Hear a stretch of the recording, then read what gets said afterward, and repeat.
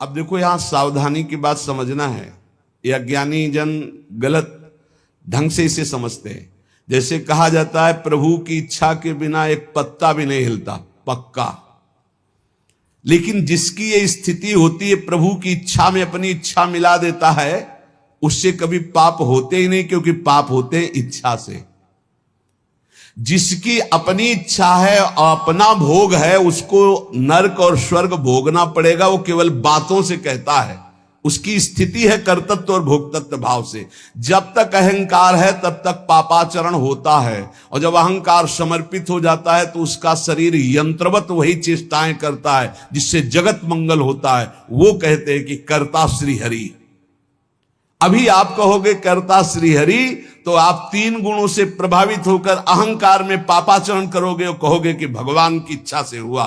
तो भगवान की इच्छा से नरक भी बना है, बड़े बड़े दुख भी बने, वो तुम्हें भोगना पड़ेगा।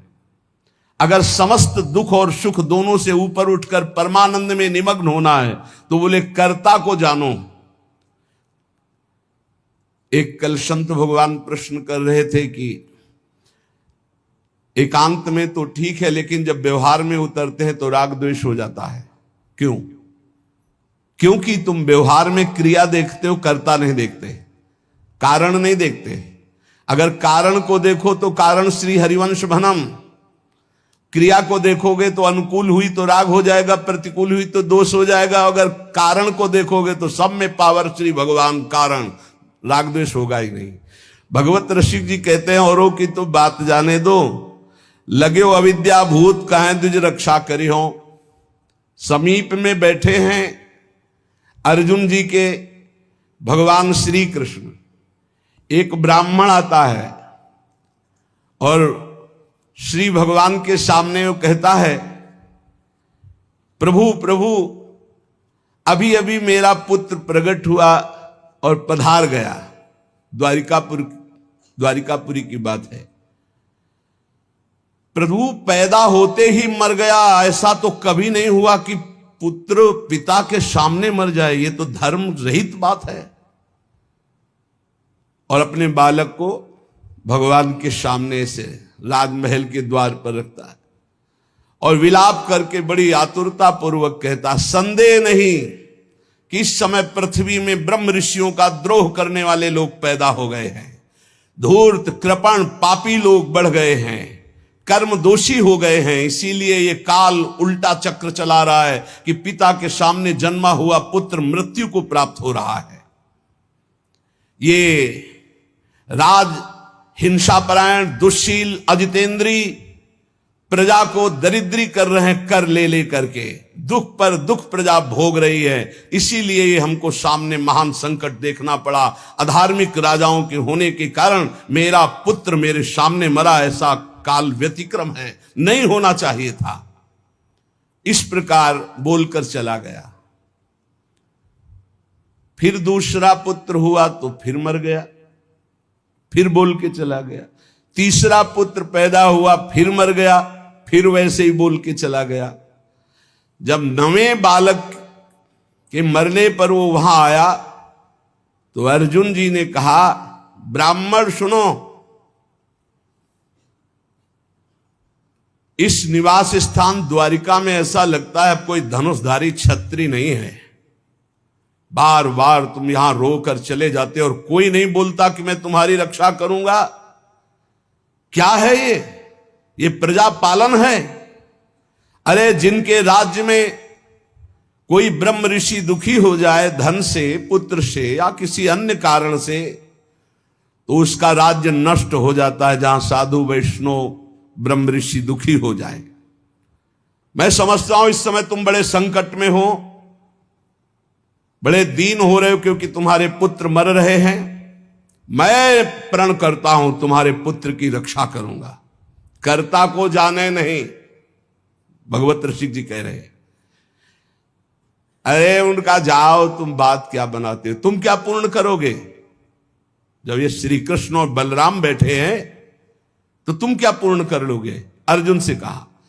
तो वो कह रहे हैं, अहम वा अर्जुनो नाम गांडीवम यस्य वै धनो नाहम संकर्षणो ब्रह्मन्न कृष्ण कार्षणेव च अहम व अर्जुनो नाम गांडीवम यस्य वै धनो। हे, मैं कोई संकर्षण नहीं हूं बलराम जी, और मैं कोई कार्ष्णी कृष्ण नहीं हूं। मैं गांडीव धनुषधारी अर्जुन जो बोलता हूं वही करके दिखाता हूं। यहां दो भाव निकलते हैं कि देखो भाई, मैं कोई कृष्ण बलराम तो हूं नहीं, उनका दास हूं। तो भगवान अपने प्रण को चाहे भुला दे, लेकिन दास के प्रण का निर्वाह करते, इसलिए मैं प्रण लेता हूं कि मैं तुम्हारे पुत्र की रक्षा करूंगा। और एक भाव ये होता है कि मैं कोई कृष्ण बलराम नहीं हूं, मैं गांडीव धनुषधारी अर्जुन हूं जो प्रण लेता हूं उसे पूर्ण करता हूं। ब्राह्मण ने कहा, कैसी बड़बड़ करके बातें कर रहे हो? संकर्षणो वासुदेवा प्रद्युम्नो धन्विनाम वरः अनिरुद्धो अप्रतिरथो न त्रातुम शक्नुवन्ति यत् तत्कथम नु भवान कर्म दुष्कर्म जगदीश्वरै चिकीर्षसि त्वं बालिष्यात् तन्न सदम्हे वयम्। अरे, जहां बलराम जी विराजमान, हल मूषलधारी सुदर्शन चक्रधारी श्री कृष्ण प्रद्युम्न अनिरुद्ध, ये अतिरथी महावीर, जब ये जगदीश्वर हमारे पुत्र की रक्षा नहीं कर सके तो तू क्या ये बालकों की मूर्खता जैसी बात करते हो? अर्जुन से कहा। अर्जुन ने कहा, फिर कहता हूं मैं गांडीव धनुषधारी अर्जुन हूं। ब्राह्मण देवता, यदि मैंने तुम्हारे पुत्र की रक्षा नहीं की तो चिता लगाकर तुम्हारे सामने भस्म हो जाऊंगा। मेरे बल पौरुष का तिरस्कार मत करो। जानते हो मुझे, मैं वो अर्जुन हूं जो महादेवाधिदेव भगवान शंकर को युद्ध में तृप्त कर दिया। ऐसा है, मैं अधिक क्या कहूं? अगर मृत्यु भी सामने आएगी तो मैं जीत कर तुम्हारे पुत्र की रक्षा करूंगा, मैं वचन देता हूं।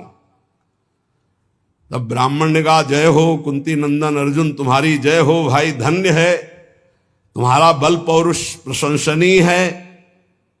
अब मैं जा रहा हूं, जब बालक होने को होगा तो मैं तुम्हें सूचना दूंगा। फिर समय आया प्रसव का, ब्राह्मण भागता हुआ आया, अर्जुन अर्जुन, इस बार तुम मेरे बच्चे को बचा लो, मृत्यु से बचा लो।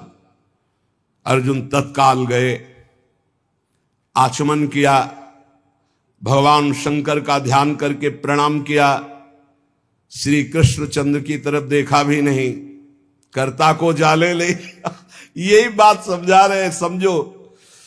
और दिव्यास्त्र का स्मरण किया और गांडीव पर प्रत्यंचा चढ़ाई और ऐसा बाणों का हाहाकार मचा दिया कि वायु भी प्रवेश करेगी प्रसव गृह में तो अर्जुन की आज्ञा से प्रवेश करेगी। दिव्यास्त्रों से पूरा बांध दिया, मंत्र से अभिमंत्रित करके प्रसव गृह को चारों ओर से घेर दिया, ऊपर नीचे दाएं बाएं ऐसा पिंजड़ा और दिव्य मंत्रों के द्वारा। पहले तो कम से कम बालक पैदा होकर के रोता फिर मर जाता था, अब पैदा हुआ ना तो 100 मिला ना आवाज सुनाई दी, गायब हो गया। पहले तो कम से कम लाश तो मिलती थी, रोता तो था फिर मर जाता था। अब वो ब्राह्मण अर्जुन से कहने लगा कि मेरी मूर्खता देखो, इस नपुंसक की बात में मैं आ गया। हाँ, अरे जहां श्री कृष्ण बलराम नहीं रक्षा कर पाए, इसकी डींग भरी बातों पर मैंने विश्वास कर लिया। ना प्रद्युम्नो ना अनिरुद्धो न रामो न च केशवा यस्य सेकु परित्रातुम कोन्यस्तद वितेश्वरः। कौन ऐसा है जहां श्री कृष्ण बलराम प्रद्युम्न और अनिरुद्ध नहीं रक्षा कर पाए, वहां और त्रिभुवन में कौन रक्षा कर सकता है? मिथ्यावादी अर्जुन को धिक्कार है, अपने मुंह से बड़ाई करने वाले गांडीव धनुषधारी अर्जुन को धिक्कार है।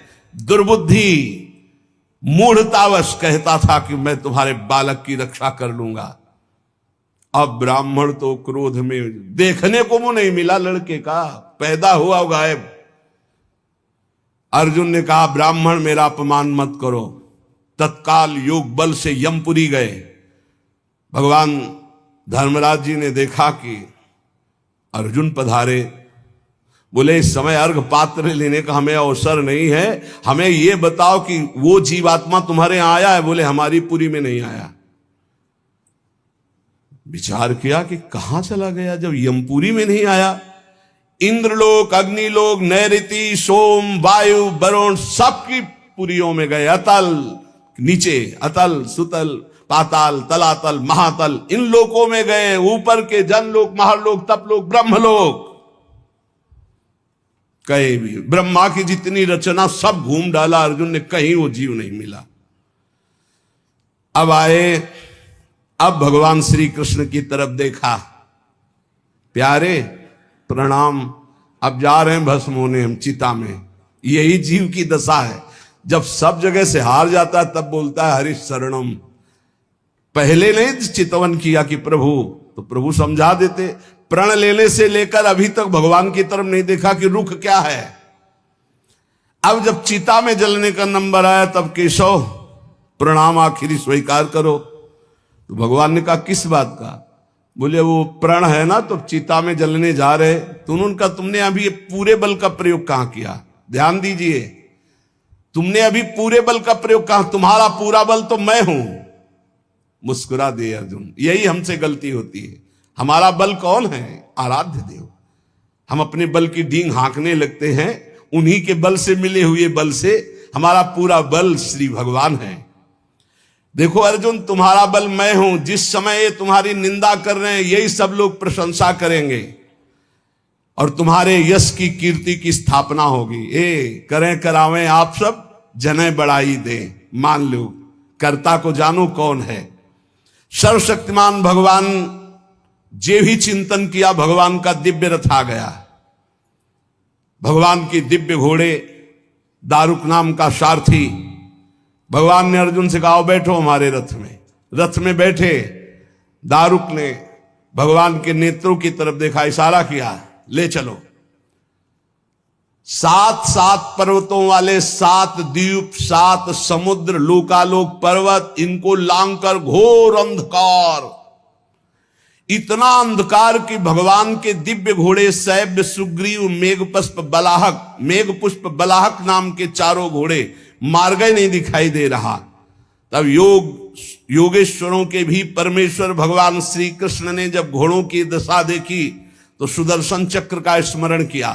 हजार हजार सूर्यों जैसा एक साथ तेज प्रकाशित करने वाले भगवान की दिव्य पार्षद सुदर्शन जी आगे चल रहे हैं। घोर अंधकार में सुदर्शन चक्र से ज्योति ऐसी प्रकट हो रही, सब अंधकार नष्ट होता जा रहा, प्रकाश। ऐसे भगवान के सेवक हैं, ऐसे भगवान के दास हैं।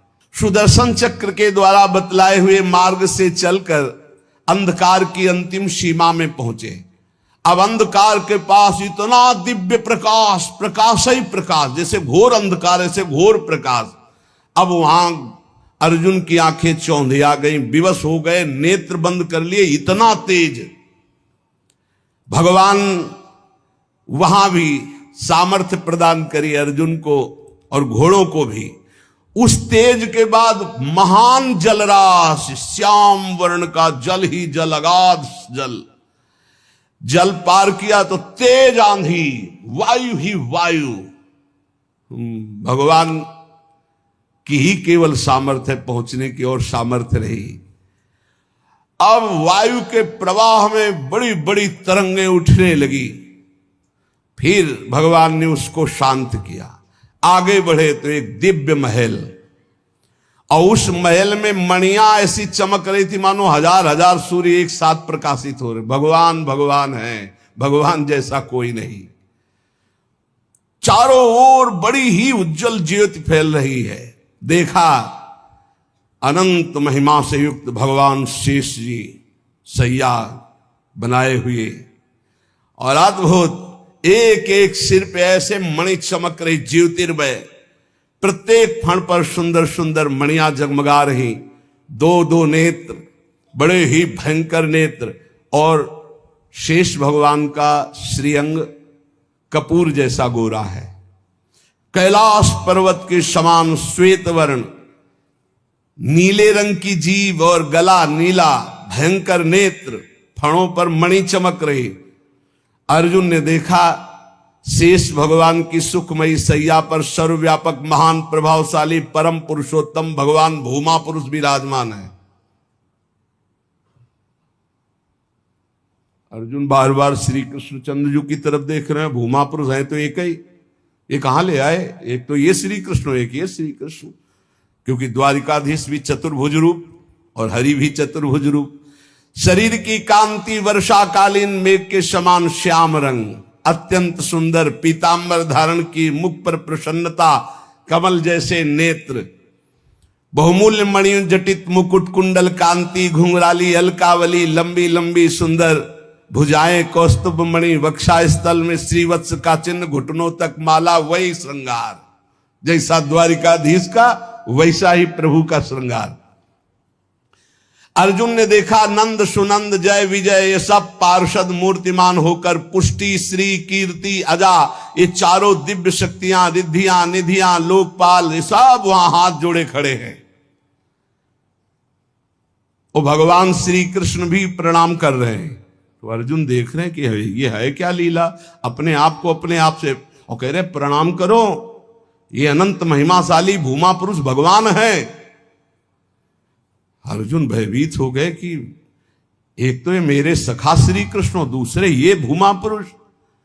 श्री कृष्ण ने फिर प्रणाम किया और हाथ जोड़कर कहा कि हे भूमा पुरुष, आप कृपा करके आदेश कीजिए।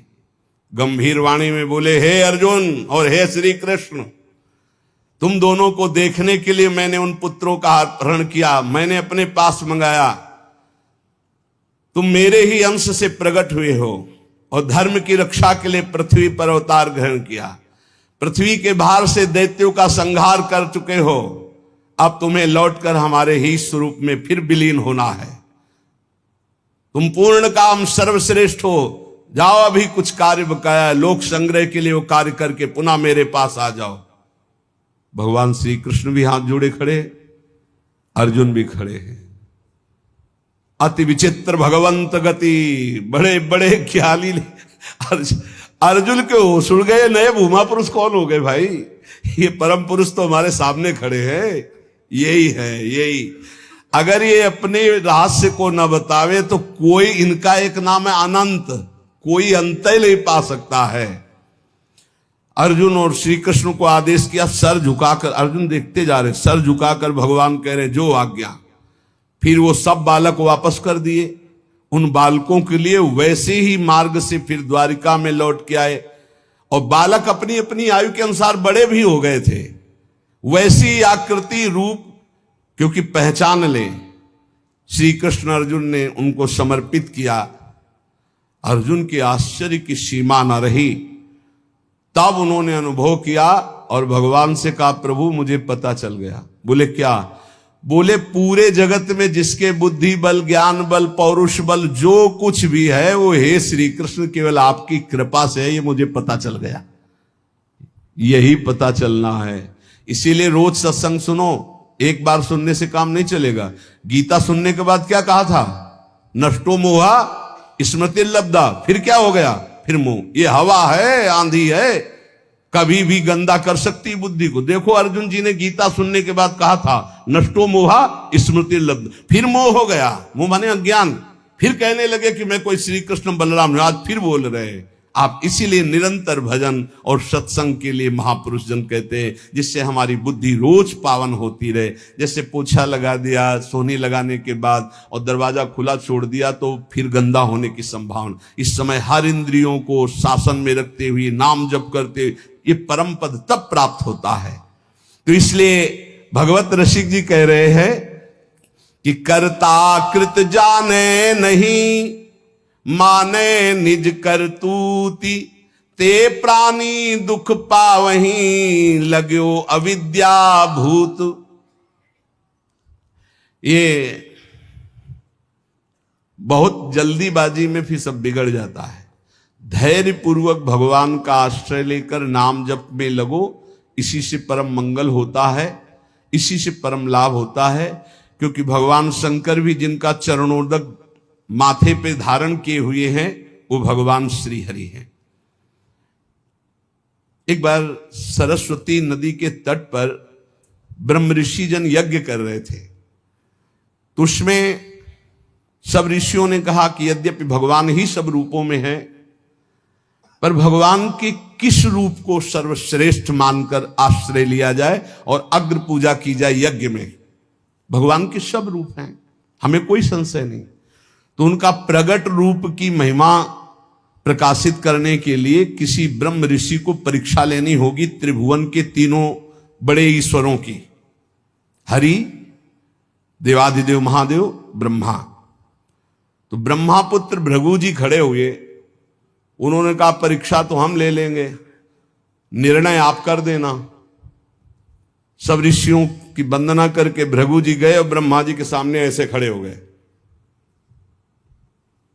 ब्रह्मा जी ने देखा कि पुत्र है पर अभद्र व्यवहार, महापुरुषों के सामने ऐसे नहीं खड़ा हो जाता, नहीं सारे पुण्य नष्ट हो जाते हैं। ये जो संत महात्मा गुरुजन भगवत विग्रह, उनके सामने ऐसे नहीं, कभी मंदिर में ऐसे नहीं, कभी गुरु जी के सामने ऐसे, कभी संतों के सामने ऐसे नहीं। वो अभद्र मंगलकारी आचरण वाले लोग होते हैं जिनको ज्ञान नहीं, ऐसे खड़े होना, हाथ बांध कर खड़े हो नहीं, हाथ जोड़कर खड़े हो या सौम्य मुद्रा में खड़े हो। अगर वो सामने से निकल रहे तो नेत्रे झुका दो, केवल इतना ही कर दो अभिमान में। अगर बहुत भरे हो तो थोड़ा नेत्रे झुका दो, ना हाथ जोड़ो। चलो तुम्हारा अगर घट जाता है हाथ जोड़ने से तो ऐसे कर लो। तो ब्रह्मा जी के सामने गए, बस ऐसे ऐसे खड़े हो। क्रोध आया कि इतना बड़ा ऋषि होकर और ऐसा अभद्र व्यवहार करता है। पर फिर एकदम भ्रकुटी तो चढ़ी, गुस्सा तो आया, पर शांत हो गए। है तो मेरा ही बेटा, भृगु जी ब्रह्मा जी की तो पुत्र है। ब्रह्मा जी शांत हुए, भृगु जी कुछ नहीं बोले, चले गए। जब कैलाश पहुंचे तो देवादिदेव जी ने कहा आओ आओ ब्रह्म ऋषि श्रेष्ठ, आओ तुम्हारा स्वागत है। बोले मुंडों की माला धारण करते हो, चिता की राख लगाते हो और हम तुम्हारे गले लगेंगे। अरे उन्होंने कहा हम तुम्हें ब्रह्म ऋषि मान के स्वागत करें, तुमने ऐसे समझा क्या उठाया त्रिशूल? भगवान शिव ने कहा तुमने ऐसे समझा क्या कि हम तुम्हारा आदर कर रहे हैं ब्रह्म ऋषि मानकर के, तुम जो है अवहेलना कर रहे हो। आप मुंडों की माला पहनते हो, चिता की भस्म लगाते हो, कहते हो आओ तुम्हारे गले लग जाएंगे। महादेव जी ने उठाया त्रिशूल, रोक, भृगु जी चल दिए वहां से। और भगवान श्री हरि के धाम पहुंचे वैकुंठ में। लक्ष्मी जी चरण चाप रही थी, अर्ध निमीलित नेत्र में परमानंद में डूबे हुए भगवान गए, सीधे एक लात मारी छाती पे। लक्ष्मी जी तो आश्चर्यचकित हो गई, तभी कहा कि भीख मंगाऊंगी ब्राह्मणों, तुम हमारे प्रीतम के लात मारा ना। ऐसे पहले प्राय ऐसे ब्रह्म ऋषिजन जो होते थे ना, व्यवस्था, वेद के अपार ज्ञानी, तप के महाधनी, भोजन की व्यवस्था। लक्ष्मी जी कहते तुम्हारे पास नहीं आएंगी, हमारे प्रीतम को लात मारा है ना तुमने। लक्ष्मी जी तो थोड़ा नाराज हुई और हरि उठ के बैठ गए और चरण दबाने लगे। कहा बड़ा कठोर हृदय है हमारा, आपके बड़े कोमल चरण हैं, अगर मुझे पता चलता तो मैं आपके चरणों की अगवानी करता, मुझसे अपराध बन गया कि मैंने अगवानी भी आपके चरणों की। और चरण दबाने लगे। भृगु जी के नेत्रों में अश्रु आ गए और कहा प्रभु बस यही देखने के लिए हमको सब ब्रह्म ऋषियों ने भेजा था। यद्यपि आप ही शिव हो, आप ही ब्रह्मा हो, आप ही चराचर जगत हो, पर प्रभु आपका जो करुणा वरुणालय हरि रूप है यही सर्वाराध्य है। तो कर्ता कृत जाने नहीं, यही बचाते हैं, सबको बचाते हैं। एक बार ब्रकासुर नाम का एक असुर था, उसने सोचा कोई ऐसा देवता मिले जो जल्दी प्रसन्न हो जाए, हमारी कामना की पूर्ति कर दे। तो देवर्षि नारद जी मिल गए। नारायण नारायण नारायण। देवर्षि नारद जी एक ऐसे महात्मा है जिनको कोई द्रोह नहीं करता। त्रिभुवन में कंस भी एकांत में बैठाल कर सलाह लेता है, हिरण्यकश्यप भी उठकर आदर करता। कोई भी हो त्रिभुवन में देवर्षि नारद जी से कोई, जिसको मिलेंगे बिल्कुल पक्की सलाह बताएंगे। कंस ने स्वागत किया, बैठाला और कुशल मंगल। हाँ प्रभु, पूरा प्रजा राज्य सब कुशल मंगल है। अभी अभी की बात है, वो वसुदेव जी आए थे लड़के को लेकर, हमने वापस कर दिया कि हमें तो 8वां से भय है। नहीं नहीं, गड़बड़ है। कमल उठाया, कहा देखो यहां से गिनो 1 2 3 4 5 6 7 8, आया ना 8वां, पहला आया ना, फिर दूसरे शुरू किया, हर 8वां हो सकता है। उनको लगा कि नारद जी जैसा कृपालु कौन हो सकता है, और नारद जी को लगा ऐसे ये दया करेगा तो भगवान के अवतार में देरी हो जाएगी, क्योंकि 8वें में आना है। और जब तक ये दया करेगा तब तक भगवान विकल नहीं होंगे, इसको क्रूर होना चाहिए, क्योंकि भगवान का अवतार शीघ्र हो। हर कमल की पंखुड़ी को 8वीं बता दिया, हर बेटे को 8वां बता दिया, तुरंत मुलवाया। नारद जी एक ऐसे महात्मा है जिनको सब कोई आदर करता है। बृकासुर ने देखा, साष्टांग दंडवत हुआ, नारायण नारायण। महाराज कोई ऐसा भगवान बताओ जो बहुत जल्दी प्रसन्न हो जाए। बोले वो तो शास्त्रों में प्रसिद्ध है, आशुतोष, देवाधिदेव महादेव, उनके ज्यादा आशुतोष। वो ऐसे देवता है, वो जल्दी प्रसन्न हो जाते हैं। और कोई सेव संतरा की जरूरत नहीं भाई।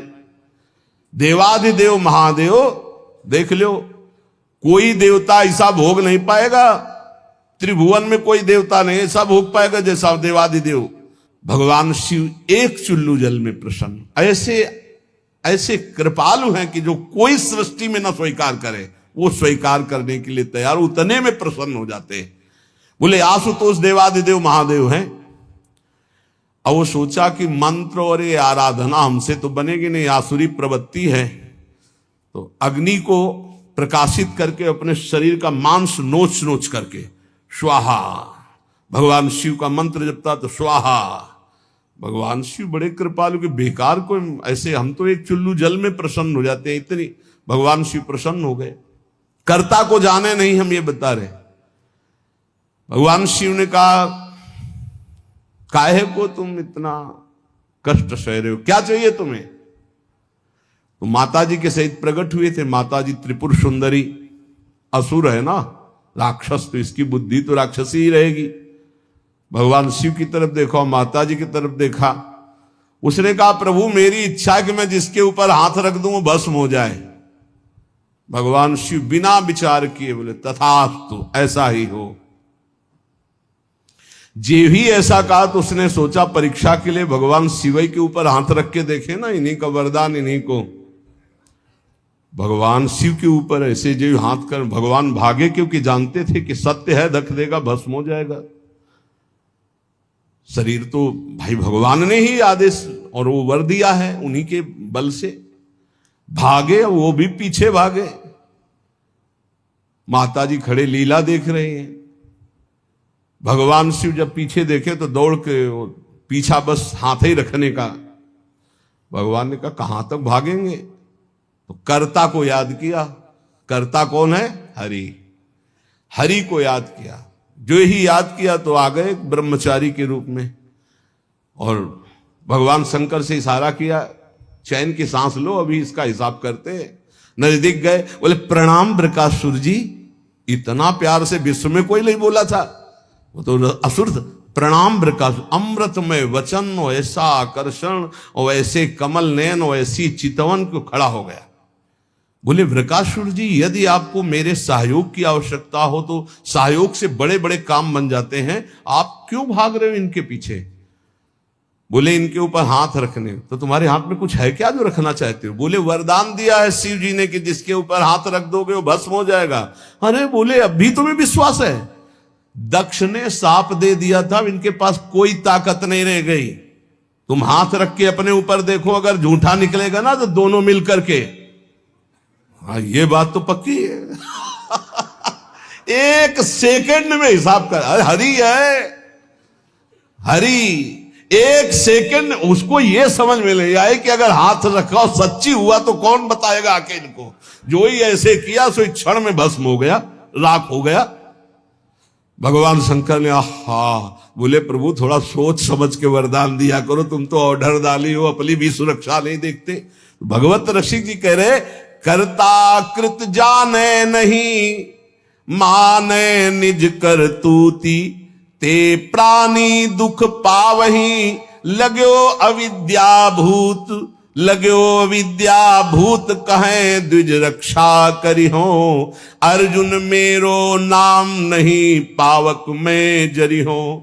कर गही श्याम बचाए, बतायो जो शिशु हरता, भगवत रसिक नरेश सकल करतन को करता। इसलिए एकमात्र भगवान की शरण में हो जाओ। जितने कर्म कर रहे हो वो प्रभु को समर्पित कर दो। और रोज एक बार हमारी प्रार्थना है, ये सब याद नहीं कर पाएंगे पर सत्संगी हो इसलिए याद करना, मरना है। ये बात हमारी बात पक्का मान लो, ये हम बहुत बड़ा मंत्र बता रहे हैं। अगर ये एक बार 24 घंटे में एकांत में सोचोगे कि यार मरना है, सब कुछ छूटेगा, जाना है, तो आपका भजन बनने लगेगा, आप कुछ कमाई कर लोगे। अगर ये भूल गए कि मरना है तो मनमानी पापाचरण होता है। मौज लो, जो होगा देखा जाएगा। नहीं, तुम देखने लायक नहीं रहोगे। तुम क्या जानते हो जब कर्मों का फल आता है तो भोगना कैसा होता है? नहीं, तुम्हें पता नहीं। इसलिए आनंद में जीवन व्यतीत करने के लिए यावत स्वस्थमिदम कलेवरम यावत च दूरे जरा। आज शरीर स्वस्थ है तो ऐसा उपाय कर लो कि आपका मन निरंतर नाम जप में लग जाए, बस जीत जाओगे। हर समय नाम जप, बहुत ठौर ठिकाना मजबूत मिल गया है। ये कोई भ्रम वाला मार्ग नहीं है जहां आप लगे हो। ये तस्मात् शास्त्रम प्रमाणम ते, ये कोई मनमुखी मार्ग नहीं है कि अपनी वासनाओं की पूर्ति के लिए किसी नए मार्ग की स्थापना की हो। ये आचार्य परंपरा से, ये सदग्रंथ, सदवाणी, सदव्यवहार, सदाचरण से युक्त ये भगवत मार्ग है। इसलिए हरिशरणम, भगवान के चरणों का आश्रय लेकर निरंतर